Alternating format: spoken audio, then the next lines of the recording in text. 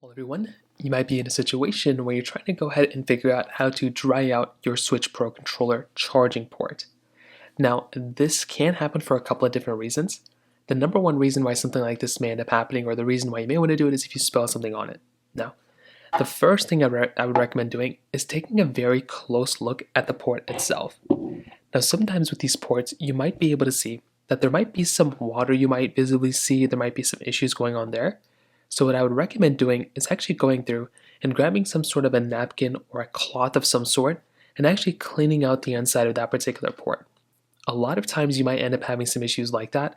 So that's kind of the big thing I'd recommend doing is grabbing some sort of cloth, cleaning out the inside of that, and that's the number one thing I'd recommend doing. Now on top of that, another thing you can try doing is to actually just let the water from your controller kind of drip out. So put your controller down like this and try like shaking out some of that water.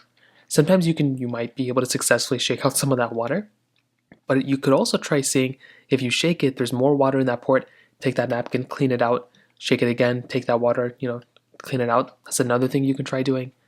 Another thing you can try doing is to go ahead and actually take your, Nintendo Switch Pro controller and leave it kind of in a room temperature area for like a day or two. Just let it sit there, let the water kind of evaporate, and make sure your controller is off.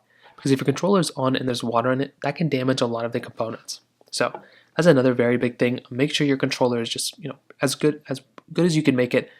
Make sure that everything is kind of just turned off just for the better. And finally, if none of those things are working, you can grab a dryer, like a blow dryer of some sort, and carefully, cautiously blow some of the air out.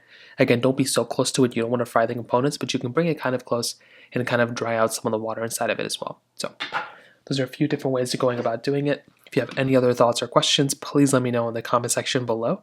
Hit the like button, that would mean so much, but definitely hit that subscribe button. More importantly than everything else, I love every single one of you guys. Hopefully I'll catch you guys in the next video. Peace out till then.